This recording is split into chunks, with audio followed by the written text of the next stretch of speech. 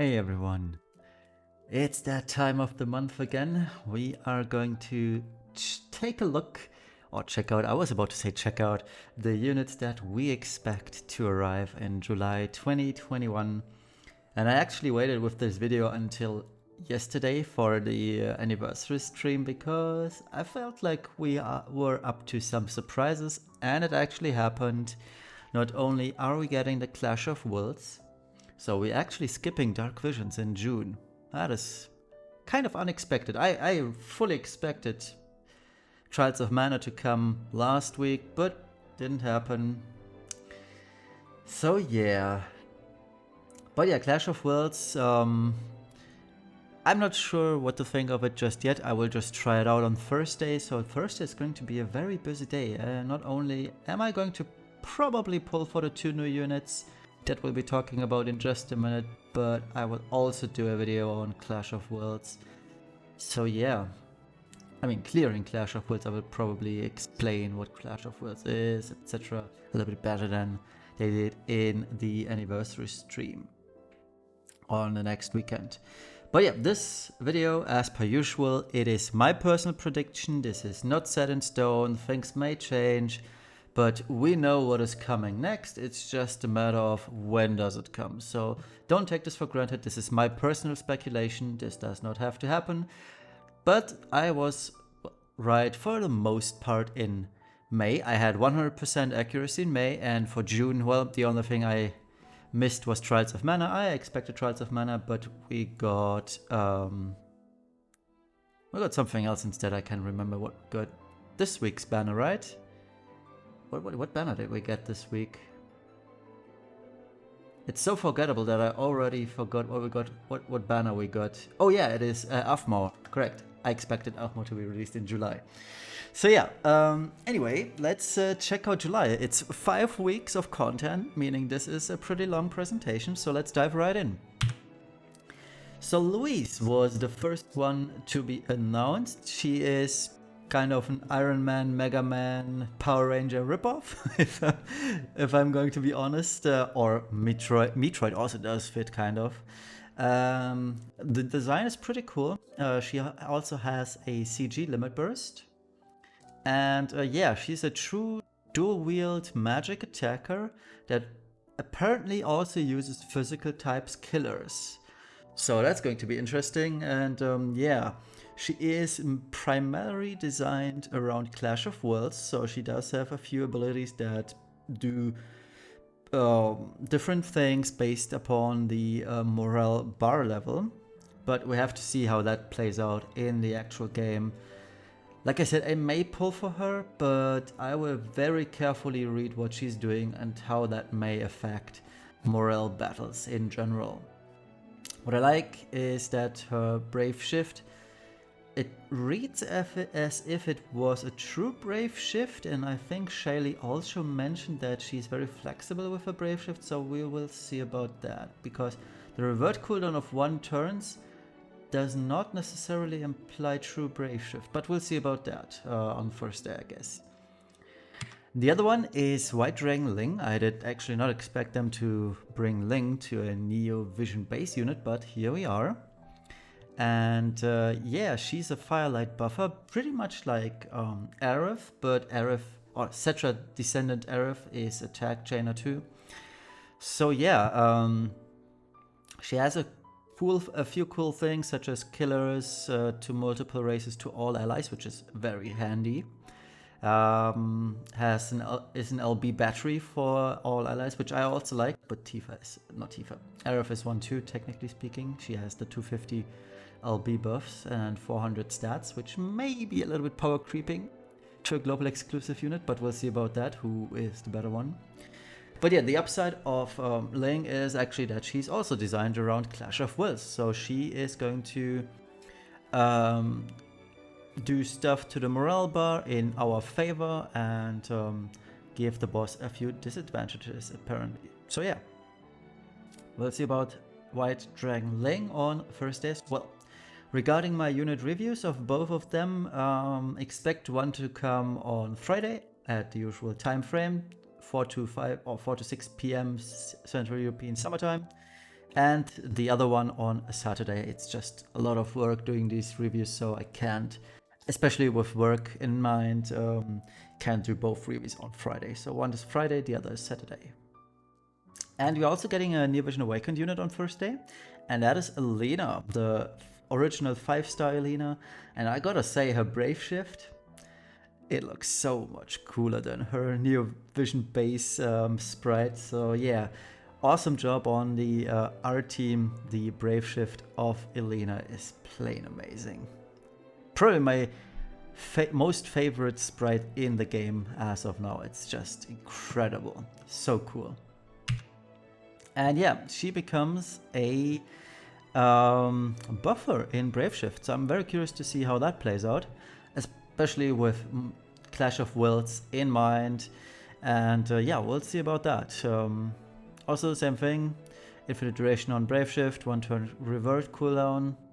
Sounds good, sounds good. I'm very curious to see, and I'm happy to get her up to EX plus 3, because I do have many copies of her. So that's cool though. I really like Elena and her Brave Shift. It looks so cool. What I also think is that we are getting a global exclusive fan design unit.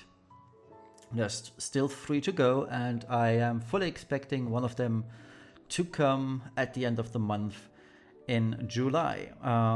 Now, keep in mind, we already had multiples of global exclusive units in 1 month, named mainly Yoshi and Starlight Elena. So yeah, it's not an option whether this is possible, it's just an option whether the team at Gumi was able to finish the work ahead of time. But we'll see. I'm still fully expecting a global exclusive unit to come out this month. A fan unit, that is, because we've had one each month yet, so why not for July too? And yeah, another banner that we are going to check out is the marketing event for Shielding Blade Charlotte and of course Emperor Vlad. So those are going to be the weaker units in July, just as a heads up. Yeah, so Charlotte, she neglects her tanking role and becomes a DPS now. Her Trust Master is a 50% material for attack and spirit. She also does have LB damage, which I personally like. It's a great material for units such as Shouyu who want to use spirit but also the LB damage. So that's cool. Super Trust Master is a 200 greatsword at 190 attack with the usual variance of up to 1.6. It has true double hand attack, which I find kind of I'd prefer true single wield attack, but here we are. But the cool thing is she gains 700 attack, or all Charlotte versions, I should say, gain 700 attack and spirit static though. So that does not scale with passives. The Vision card, 40 base attack, 30 base magic, 80 base magic at 10, at 100 base attack at 10. And yeah, this Vision card is shared with Vlad, as you can see, or you might have guessed it already.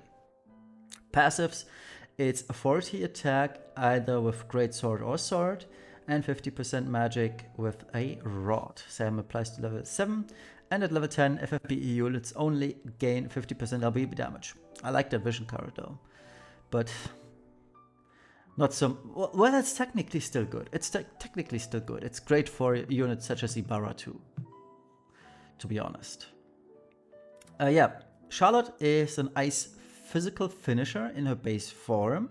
She does not have any chains in her base form, and in Brave Shift she can chain multiple elements, has different chains such as Absolute Mirror of Equity, Bolting Strike, and Stardust Ray. So how good is she? She's got a superb Trust Master, like I said, and a strong Super Trust Master. The Vision card is good. She also has good sustained damage and a true Brave Shift, which I personally am a fan of. But yeah, the bad things, her burst damage is quite low. It is barely above Shadow Lord, who we just received this week. She has no killer buffs, active killer buffs, I should say. Only 120 imperils. Her limit burst mods are quite underwhelming, and 20% ice amp for self. I mean, come on. Last gen unit that was released about half a year ago already does it better. So, not feeling her kid, honestly. So yeah, should you pull? I mean, she's below Noppy and most other newer units, barely above Shadow Lord. While she has good sustained damage, she's useless in Clash of Wills and Dark Visions and Trials. I mean, they're a dead format right now. We only have one more trial coming up as of right now, so there's nothing to use her in. And she has no roll compression, so yeah, sadly, she's an easy skip. And I will skip her entirely. And yeah, Vlad, Trustmaster is a Materia, 40 Dark Resistance, 100 Magic True Single Wield. Why does it work for Vlad but not for Charlotte, I wonder? And Super Trustmaster is a Rod at 184 Magic, 300% magic increase at the start of the battle upon revival or when brave shifting, so that's pretty cool. It's only one turn, but it's a cool effect. Same vision card as Charlotte, and Vlad is a dark magic chainer with physical killers in mind, and a true dark magic finisher in a brave shift. He has no chains in base and chains absolute mirror of equity in brave shift. So yeah, how good is he? Vlad has a cool TMR with true single wield magic, a good vision card, but it's the same as Charlotte, high dark burst damage, and a cool Super Trustmaster effect. But his damage takes a while to wind up. You need to use his LB, and that one, much like, say, Zidane's STMR, takes a turn to get his good damage up and running. He only has 10% Rod Imperil, which I feel like is... Why give it to him at all at this point? And it's only one turn too. Only 120 Imperils, which I don't think are cutting it anymore. We are at an age where we already have quite a few units with 135 Imperils, so 120 Imperil is just meh, honestly. And yeah, underwhelming LB mods, or modifier in his base form. So should you pull... I mean, Vlad is a decent dark magic finisher, but with the confirmation of Descendant or Cetra Descendant Aerith coming very soon, he's just why bother? Because Cetra Descendant Aerith's sustained damage is already far better than the highest burst that Vlad can do. I think that speaks volumes, right? Also, Vlad has absolutely no roll compression, and he feels like a unit that was supposed to come out at the start of the Near Vision era, and less so than a unit that is supposed to come out a year into the Near Vision era. So you really should skip him. He won't benefit you at all in Clash of Worlds or Dark Visions. It's that easy. And we're also getting Zile. He's a 4-star unit, but he will get a Near Vision Awakened treatment. At least the JP server did. We may not, but let's see about that. So he is gaining some fire stuff. He can imbue fire to the whole team and amplify fire by 20%, which I like. Also 80% fire resistant, which is pretty cool. But yeah, the coolest things are actually in his Brave Shift, to be honest. And yeah, it's more of the same still, fire, imbue, amplify, etc. But he does have party-wide killers, mainly demon, physical, or it's only demon, right? No, it's demon and Reaper, sorry. I should have completely read this out. So it's party-wide demon killer 100% and a 150 Reaper killer to one unit only. So if you're facing a demon boss, Zile is pretty cool. You don't need Xon, but we also have Behemi for that with higher demon killer. Keep that in mind. But as for Reaper, that's pretty sweet. 150 Reaper killer to one unit, but Zile's damage is negligible, so I don't think we're gonna use him. Still, he also has, on his LB that is, a 100% Reaper killer for the whole party. So that's cool. I mean, he's not bad as a unit. He also has 150 LB damage increase for the party on his LB, so that's cool. I like his kit. It's pretty good for a former 4-star unit. So yeah, let's take a look at the much anticipated Final Fantasy VII Remake units. Cetra descendant Aerith, best girl Aerith also called, is the first one we're gonna look at, and yeah, she's totally busted. This is based on JP data, by the way. Global may change a few things, mainly the vision card and how the EX abilities and passives are treated, but we'll have to see about that because at the live stream, or in the live stream, Shaylee already mentioned that there is going to be an update video regarding Final Fantasy VII. So there are very likely things to change for the Final Fantasy VII units. But yeah, Aerith's Trustmaster reward is a materia with 40% magic and spirit and 50% human and machina killer, physical and magical, which is already chef's kiss. I like it. And the Super Trustmaster is a totally busted accessory with 48 attack, 68 magic and 68 spirit. I believe they were too afraid to make the 69, but oh well. And the kicker here is static 500 attack, magic, spirit, and HP for Final Fantasy VII units.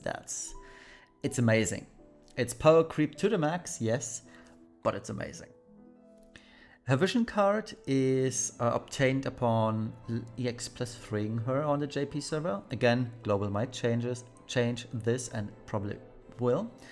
So it's all level 1 passives and skills, and it's 100 base spirit, 100 base magic, 50 LB damage, 100 spirit, and 100 magic for FF7 units only. So great vision card in general, it's awesome. And in base form, Aerith is mainly a buffer, 400% stats for example, but she also can meme reflect light damage, either via Holy or Banishka, which is pretty sweet. And in Brave Shift, as you can see, she gains support from Red 13 and she becomes a tag chainer with fire element to it, and she's pretty strong at that. So yeah, how good is Aerith? Oh, I made a mistake, it's she. It's supposed to be reading she, not he. I just copy pasted this from before. Let me fix this real quick. Alright, sorry about that. We are back, and yeah, the good things about Aerith on the JP server at least, she was a free unit up to EX plus 2. If you wanted to EX plus 3 her, which is kind of needed for the best things, you had to pull for her. But still, 3 EX plus 2 unit, that's great. We'll see about the handling of that on the global server, probably in a week or two. Another cool thing, 35% Rodham Peril, so we can safely put Realm aside from there on out. And the same ability that does this also increases Human and Machina Killer by 100% for the entire party, with the asterisk that this is locked behind EX plus 3 on the JP server. Another locked ability or passive is that she starts with max LB gauge, but that's blocked behind EX plus 2. I mean, that is a free ability anyway, because the JP server got her for free up to EX plus 2, but still, keep that in mind, it's locked behind EX plus 2. She deals absurd amounts of damage for a mage or a tag chainer. The Reflect meme lives on with Banishka and or Holy, and she has incredible party support. Not only is it 400% stats, which is a huge deal, but it's also 250% LB party buff, 30% fire amp, or, especially Noctis is gonna love this, 45% light amp for the entire party. It's awesome. She's such a huge roll compression, it's amazing. She's probably the best support unit we are about to get. So yeah. Also incredible Super Trustmaster and Vision card and great Trustmaster reward. There's literally no downside to her other than her having stuff locked behind EX plus 2 or 3. I don't really see a downside about Aerith at all. So yeah, should you pull? Well, that depends. If you're okay with missing out on the best part, the Rodham Peril and the AoE killers, that's fine to not pull, but EX plus 3 makes her the best roll compression unit in the game. And at least from my point of view, and what I'm gonna do is, even if she's not free, I will pull for her just because she's so good for Clash of Wills and Dark Visions alike. Also, Aerith is the best girl. So yeah, pretty much, or suffice to say, Aerith is a must pull even if she's not free. And when she's free, EX plus freeing her is also a very, very good option, and I will hope to see her at EX plus 3 upon release, but we'll see about that. Next up is Avalanche's Tifa, one of the next great power creep units we are expecting. Trustmaster reward is a material of 60% attack. And I changed the wording on her Trustmaster because people were wondering, is this actually a super Trustmaster equivalent of Savior of Soul's Lightning? No, it is not. And the material works as a chain booster, meaning your chains, elemental and non-elemental chains, are starting at 100 instead of 0. That is still a huge buff because you're reaching that 300 damage chain mod way faster and you're dealing way more damage in general right off the get-go. So that is still a superb Trustmaster material, and it's going to come very handy, especially because it has no restrictions attached to it. So you can put this on any unit and it will benefit from it. Or the whole team is going to benefit from it too. Super Trustmaster is totally busted, 82 attack. I mean, there's not much else to say about this. The defense and spirit at 48, they are just nice bonuses. The 100% charm resistance is also a nice bonus, but the kicker here is 500 attack, static to attack, magic, spirit, and HP alike, so much like the Aerith accessory. And Tifa's accessory also has conveniently 58% LB damage on top, which is crazy. Vision card, our first 125 attack vision card. It's amazing. 50% LB damage on top, 100% beast killer physical and magical, and another 500 static attack for Final Fantasy VII units only. This girl, she's strong and she reaches very, very high numbers compared to all the other units we've seen so far.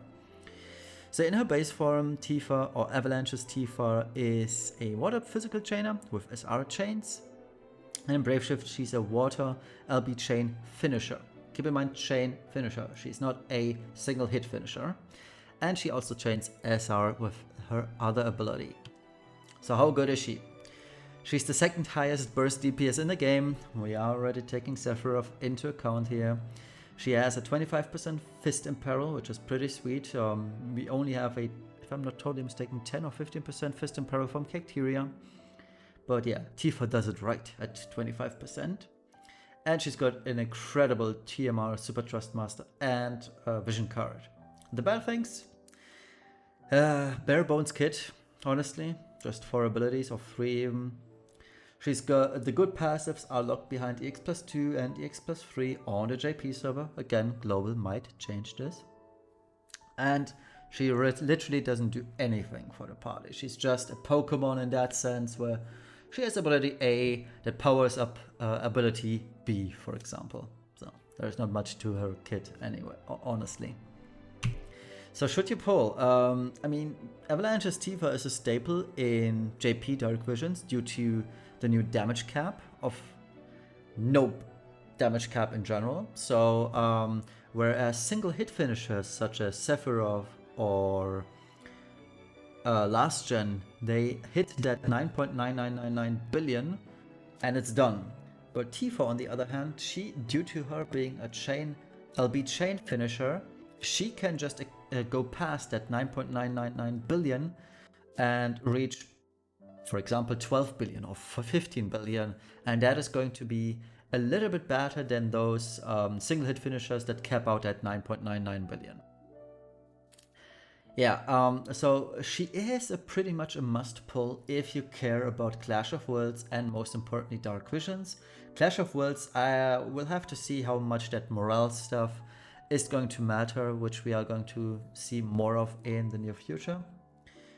But yeah, so her main role is in Dark Visions for damage capping.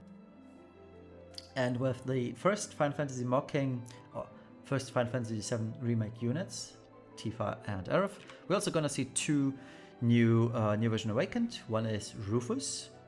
He gains a little bit of damage, lightning. He can impair lightning by 130, which is pretty sweet. And he also unlocks a triple cast, so nothing too fancy, honestly, about his base form. In his Brave Shift, he's Attack Chainer. That's straight out of Final Fantasy VII Remake, where he also uses his dog to accompany him in the final battle against Cloud. And yeah, he's Attack Chainer, so that's pretty sweet. He also has a decent LB at 110x modifier. That's good. That's good. But the breaks, I feel like they're kind of eh. But it's still not too shabby, but could have been better. Next up is Reno. He also gains a New Vision Awakened, and he gains lightning-based attacks. He's got an AR 100x to one enemy, which is not that bad for an AR chain, and an SR chain, a few decent new passives, and a 84% all-stat break, which is kind of eh. I mean, 85 should be the total baseline by now, and it's actually at 87% right now, or bust, basically. But the lightning resistance in peril is pretty sweet, it's 130%. In Brave Shift, he also becomes Attack Chainer. Baldy accompanies him. I forgot about his name. I looked it up earlier and I forgot it already. But yeah, either Earth or Wind, and yeah, magic too. At least the attack is typed as magic, but it's using physical killers, so keep that in mind. Alright, and I'm seeing already a mistake on the next slide, so I'm going to make a quick cut again. I'm sorry about this, but we'll be back in a second. Alright, sorry about that. And, well, yeah, the next one. He's the most hyped up unit in the game right now. Everyone wants him because he is the #1 DPS. It's Sephiroth. Now, there is one condition that implies that Sephiroth is coming in July, and that is that we are not getting Trials of Mana. That is the only thing that might stop us from getting Sephiroth. I know I'm full copium mode for Trials of Mana right now, but yeah. There's still the possibility that he's coming in August. But yeah, Sephiroth, Tristmaster, 60% attack, materia, true single wield for katanas, which is kind of unique. But here we are. And 50% LB damage on his Tristmaster, that's cool. And yes, Super Tristmaster Cloves, 80 attack Cloves, phew. 15 defense, nice bonus, but yeah, stop resistance 100% and also 500 attack static, but that's only for Sephiroth units only. The vision card is pretty much like for like with Tifa's, so 125 attack, 50 LB damage, but he's got 100% Reaper Killer physical magic instead of Beast Killer that Tifa had. Much like Tifa, he's a Dark Physical Chainer. In base, chaining SR and a Dark LB finisher. Single hit finisher here is the most important part. He needs to power up his LB, much like Zidane, to reach the maximum amount. So you're gonna LB at least twice, or thrice, or twice, and a third time for the maximum. Keep that in mind. So yeah, how good is Sephiroth? I mean, he's the #1 burst DPS in the game. I believe everyone knows about this already. He's got 25% Katana in parallel on his LB2. Incredible STMR, TMR and Vision card, but yeah. I mean, the good things he has are locked behind the X+2 and the X+3 on the JP server. Again, we'll see about the handling of this on the global server in a few weeks. He doesn't do anything for the party, all he does is absurd amount of damage, and his kit, just like Tifa, is literally Pokemon style where you don't do anything at all, other than damage. But yeah, I mean, he's still the #1 DPS in the game, so should you pull, I mean, you guys probably are going to pull, but I want to point out a few things. And the main thing I want to point out that Sephiroth is going to take a huge blow in Dark Visions once the damage cap, currently 10 billion minus 1, so 9.99999 billion, is removed and there is no damage cap anymore. And that implies that single hit finishers, such as Sephiroth, that cap out at 9.999 etc. billion, are not the best units to use anymore. So keep that in mind. I mean, yeah, sure, you're gonna still deal the former cap damage, and Sephiroth is still going to be super useful, but if there were 5 units, such as Tifa, that dealt like, say, 20 billion damage from LB chaining, you would not use Sephiroth anymore for that reason. But it's just a side note, mainly because as of right now, Sephiroth is going to enjoy the rank 1 spot for a few months to come.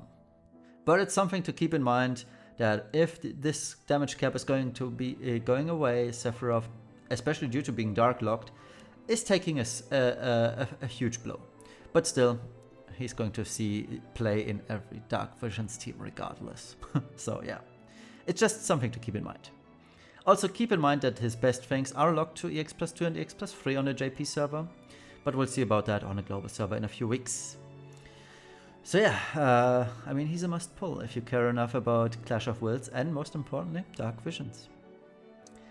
So the last unit we are going to talk about today is Barret. He gains his Near Vision Awakened. He's only getting a single new ability. It's a Grandis with 4 uses per battle in his base form, which is a high 140x physical damage, which also increases his LB by 200 and increases modifier to one of his prior abilities he had. Yeah, his new LB is a 2-sided attack with 1 attack each, 5x and 100x, and 120 Fire Impulsor, which is totally negligible. In his Brave Shift, he is actually a tank, and funnily enough, I almost always used Barret as a tank in Final Fantasy VII Remake, so it's only fitting that he's becoming a tank in his Brave Shift. And yeah, I mean, the kit itself, it's kind of to be honest. Cover mitigation 50 to 75%, that's very weak already. 30% physical mitigation, that's... He won't last long in any serious fight, trust me. He isn't that good as a tank. But yeah, let's move on to my release prediction. So we know already, confirmed by the live stream, that on Thursday we are getting the Fundamental Forces story event with Louise and White Dragon Ling. And I predict Charlotte and Vlad to come the week after. On July 15th, we may see the fan unit, the global exclusive one. And from there on out, it might be actually Final Fantasy VII. Now, there's one thing to keep in mind, and I'm full copium mode here.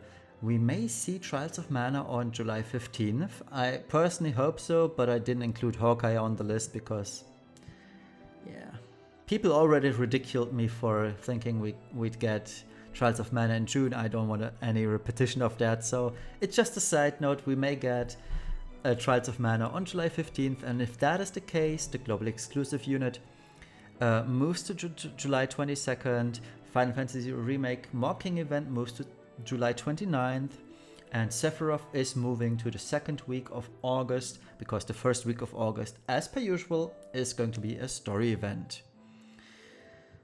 So yeah, that's pretty much it. It was a bit of a longer video this time around, but there are also very, very many units to look at in July, with 5 weeks of content to look forward to. So I hope you guys enjoyed this video. I like making them. And yeah, I'm super hyped for most of them. Well, technically all of them, but Charlotte and Vlad. Those are the units I'm for sure gonna skip. But yeah, I'm hyped. We'll see about Louise and Ling. I'm very curious to see what they bring to the table, especially the damage side of things and their supporting stuff. And yeah, I'd be curious to know what your thoughts are about the new units we're getting and which ones especially. So thank you all for watching, have a nice rest of the weekend, and we'll see each other on Thursday at the very latest for some polls probably. See you then, bye bye.